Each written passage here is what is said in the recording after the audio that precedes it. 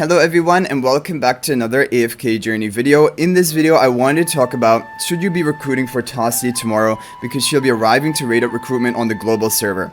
So we're gonna go again through her skills and try to talk about her advantages and disadvantages, specifically in this season. Because this season we're currently in Waves of Intrigue, it has a lot of mechanics to counter crowd control abilities, and so Tasi is not going to be like as strong as she is capable of being in this season as compared to like Song of Strife or the starter story.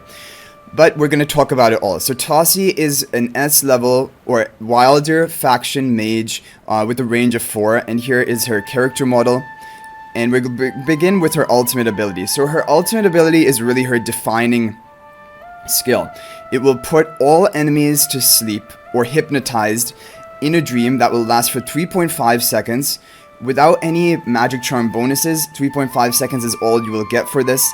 So until we unlock the higher level mythic magic charms, we will not be able to increase the ultimate duration, hypnotization duration.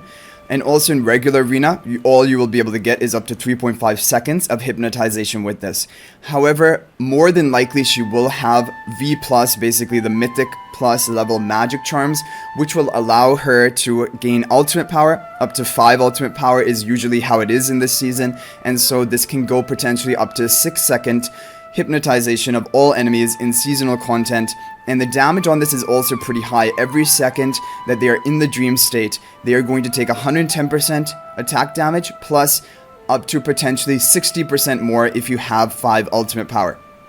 So ultimate power charms are going to really allow her to reach her full potential, and I'm definitely expecting that they are going to be added into the game, and so that's what we have to consider. Now, one problem with Tasi. Right now, there are multiple ways of countering crowd control, and this is also why Iron this season is the weakest he has ever been. Number 1, you have the Wilder faction buff tiles. The heroes are going to gain a shield, and while the shield is active, they're going to be unaffected by crowd control. So Iron cannot control them, Tasi will not be able to hypnotize them. That is going to be a major way of countering Tasi. The other thing is that Mauler faction, on a later skill upgrade, the heroes on the Mauler buff tiles are going to be unaffected for 8 seconds at the beginning of the match.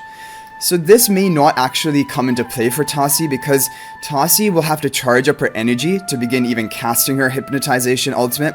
And so potentially that unaffected duration could wear off by the time Tasi casts her ultimate, and she could still get the heroes who are on the Mauler buff tiles. But the Wilder buff tiles I think is unlikely because that shield is going to last for a pretty long time. Okay, then there are other ways. We have Resonating Spell. Resonating Spell on the backline hero, when they cast their ultimate, they gain immunity for 6 seconds. So if they're able to charge up their ultimate before Tasi, and then they cast their ultimate, they're going to be immune for 6 seconds. Tasi will not be able to hypnotize that one hero. That is a way of countering it. Enlightening Spell. Enlightening Spell makes the backline or rearmost ally unaffected by control, and so he will also not be affected by hypnotization if you have Enlightening Spell on your backline hero. And then finally, we also have a new artifact which will be coming with the Reputation quest, which is kind of like a tanky sort of artifact. It will provide a shield to the frontmost and rearmost ally on your team, and while the shield is active, they will be immune to crowd control. So that is another way to counter Tasi's hypnotization. So with all of these methods of countering crowd control, Tasi will not be able to totally dominate as much as she would be capable of. However, the thing we also have to realize is that this hypnotization will still be going off onto at least 3 enemies, even if they have the maximum amount of unaffected heroes on their side. Still 3 heroes are going to be affected. And if you're able to break through the Wilder buff shield, then you're going to be able to even affect that hero on the buff tile. So still Tasi will definitely have good use, but just not as dominant as if there weren't as many ways of countering crowd control. So that is one thing. And the damage from this ability is pretty insane. Honestly, 170% attack multiplier per second for 6 seconds if you have the 5 ultimate power. That is a lot of damage for a mage hero who is bound to have a high attack stat to begin with. That is going to hit pretty hard, and it's all on all enemies. That is what really makes her pretty amazing. But again, there's another way to counter her, which is that Tasi really depends on her ultimate. Her ultimate ability is her major ability, and you're going to see that even with everything else, it synergizes first on casting your ultimate one time. So who counters people who depend a lot on their ultimate is Lily May.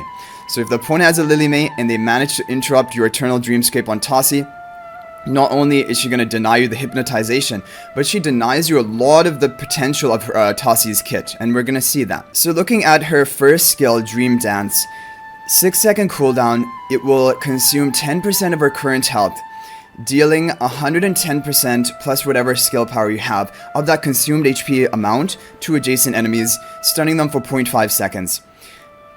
And combined in this kit, she will also then fly to the farthest away enemy, apply the same effect to adjacent enemies.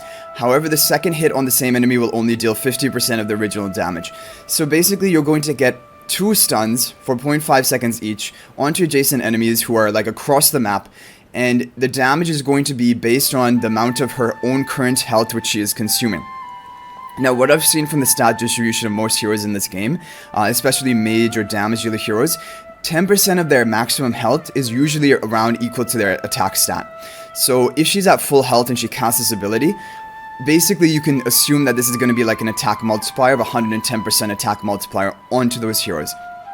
So the damage from this ability is decent, but is not anything game-changing. Also, when you get additional hits on the same enemy, it will only deal 50% of the original damage, so the damage is going to get lower as you keep hitting the same enemy.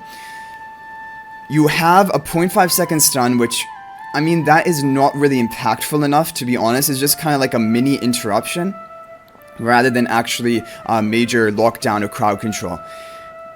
And she's consuming her own health. Now, there's an advantage of her consuming her own health, because the way that this game works is the more damage that a hero takes, the faster their energy is going to charge up, and allowing them to cast their ultimate. So I'm assuming that this consumption of her own HP will also help fill her energy meter, which will be an advantage for her.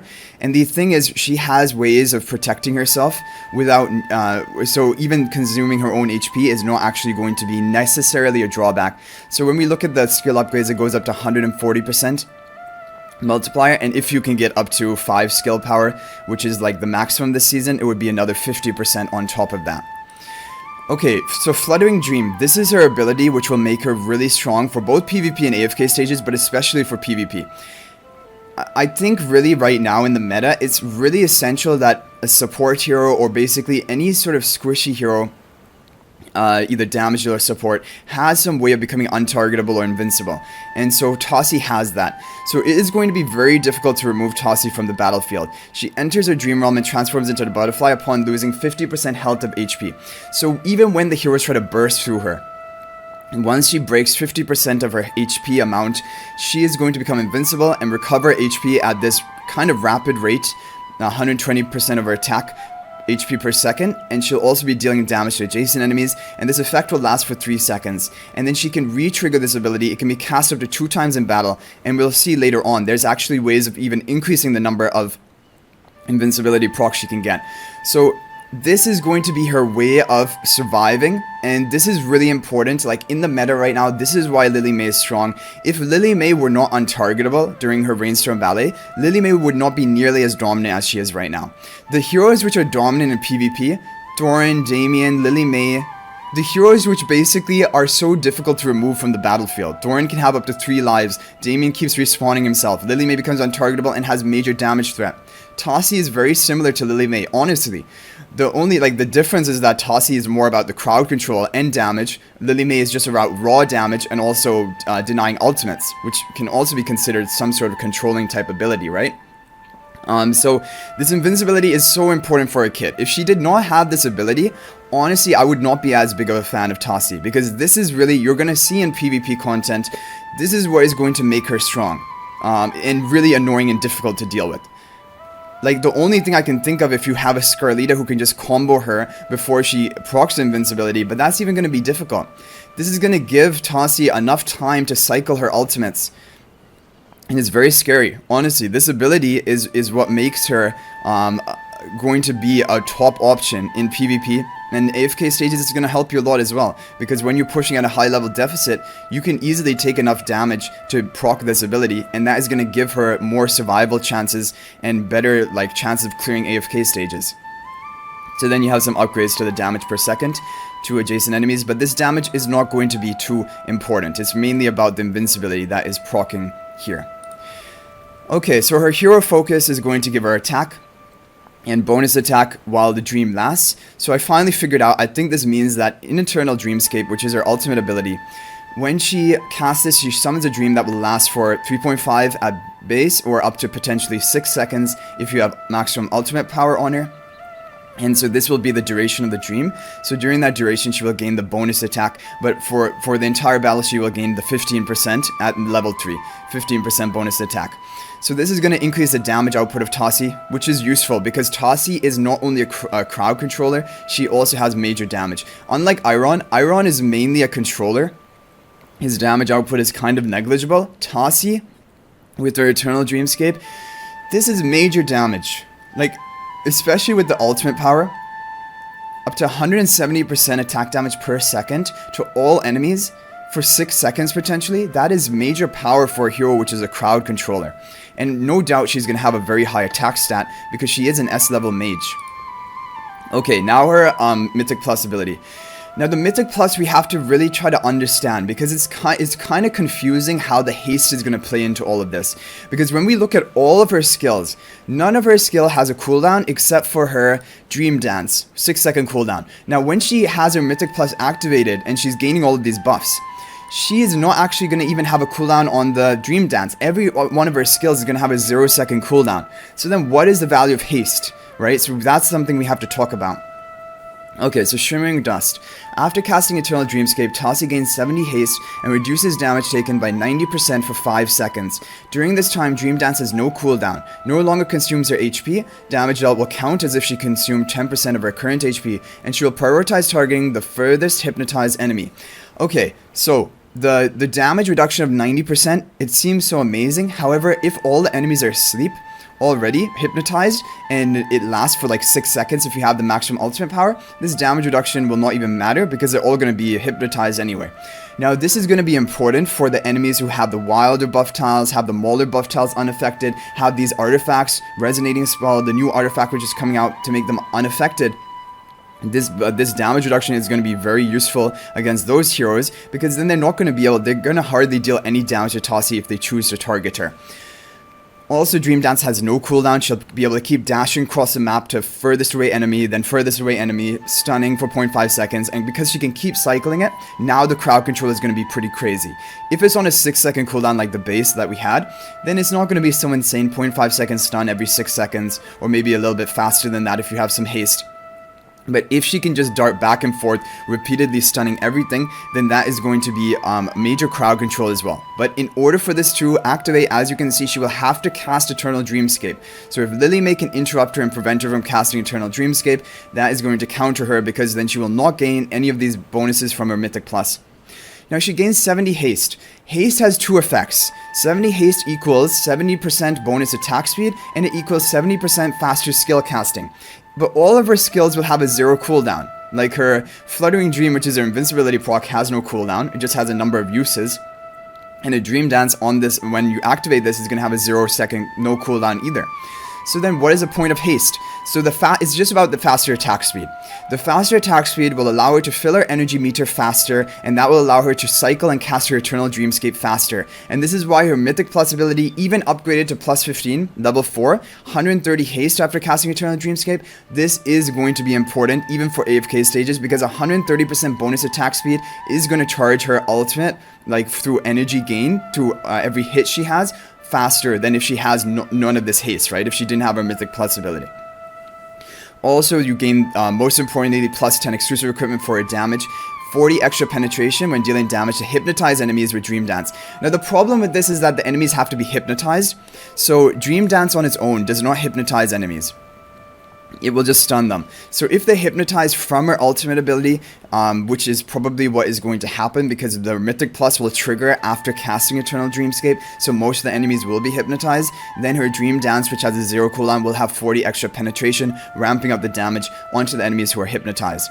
And so this is going to increase her damage output. But for the enemies who are not hypnotized, like if they're unaffected, then this penetration is not going to apply. And then finally, her Supreme Plus, Enhanced Force, Tasi gains an extra attempt to cast Fluttering Dream each time she assists or kills a non-summon enemy. This is going to be very important for PvP. If you have Tasi and Lily May together, you have some damage threat to kill one of the enemies at the beginning of the match. That is just going to give basically Tasi a third life, right? Each invincibility proc of Tasi I basically consider another life, because when she's getting taken down below 50% health, she heals up, she gains invincibility, and she's back to basically she's back to her perfect, like, topped off health, and she just becomes protected. Like, when a hero becomes invincible, then the enemy hero cannot target them, or if they're targeting them, it's a waste of their attacks and abilities, and it really counters a lot of PvP by having an ability like this. For AFK stages, I don't think this Enhanced Force will be so important, because usually in high deficit pushing, you don't kill enemies right until the end of the match. And if you've killed the enemies, you're probably already winning, like if you've killed 1 or 2 enemies. So I do not think that this is necessarily going to be important for AFK stage pushing. For AFK stage pushing, I think you could even just take her to Mythic Plus, but I do think her Mythic Plus is going to be pretty important, mainly because of the fact of the haste boost you can get from this ability after casting Eternal Dreamscape, which will allow her to attack faster, charge up her energy meter faster because you get energy for each attack you deal, and then that is going to allow her to cast Eternal Dreamscape again. So really, for AFK stages and PvE content, you're going to want her Mythic Plus, in my opinion. Supreme Plus you're going to want for PvP content. And overall, I do think that Tasi is going to be almost a must. I'm going to say, and maybe it's like a bold sort of prediction, but I don't think it's that bold. I think that Tasi is going to be a must-have hero on your account. Now, don't worry if this doesn't mean you have to recruit for her day one. It doesn't mean you even have to recruit for her during the raid-up recruitment. You can just put her on your wish list later on, or you can use a swap ticket to change her later on. So do not feel any pressure that, like, you know, you have to get her during a raid-up recruitment. People acquire these heroes by putting them on their regular wish list after the fact, and you'll probably be able to get it to Mythic Plus for that. So don't feel any pressure about that. But I think in terms of raid up or heroes that we've been offered up until this point, Lily May was the best one we've been offered. Tasi is coming in there at 2nd or 3rd. Mikola, like for PvE Dream Realm content, is up there, but really Tasi is one of the top tier raid up recruitment heroes we've ever seen since global launch of AFK Journey. This is my opinion. I think that she is going to be very meta for AFK stages as well as for PvP. And so she's going to be a great addition to your account. Now, obviously, she doesn't compare anything to Lily May. Lily May is like the queen of PvP, the queen of Dream Realm, and can be even used in AFK stages. Tasi will probably be the princess of Dream Realm and the princess of AFK stages and the princess of PvP. I do not think that she is going to be the top tier hero, but she's going to be really close for PvP. I'm really expecting that. So I am going to be recruiting for her. I don't have enough to like max her out or even take her to Mythic Plus unless we get lucky. So hopefully that can happen. But yeah, I think that she's a great option. And even worst case scenario, you don't like her, you're not a fan of her, and a better S level hero comes out later on, we're going to have an S level hero swap ticket, which is going to be given to us when we get, I think, to 3,000 season mileage points or something. And then at that point, we'll be able to swap her for any other Waves of Intrigue hero that was released, any of the S level hero. Other than the Celestial Hypogeans, that would be too overpowered. But thanks for watching, guys. I hope you enjoyed it. Let me know your thoughts of Tasi in the comment section down below. If you want to join my AFK Journey Discord server to ask me more questions or talk to me, because I check that very regularly and I try to respond to everything. We also have a lot of different like chat rooms for all the different game modes, so that you can like get some advice for all of those. Feel free to join my AFK Journey Discord server. The link to that will be in the description of this video. But thank you for watching, guys. Good luck on recruiting for Tasi if you are going for it tomorrow. I'm going to try to do a test of Tasi in PvP and maybe AFK stages, but honestly it's difficult to do that, but we'll try to do that on an account tomorrow, as soon as like right after reset. So you can look forward to that, and I'm really excited for that as well. But thank you for watching, guys. I'll hopefully see you in the next video, and until then, everyone, peace out for now.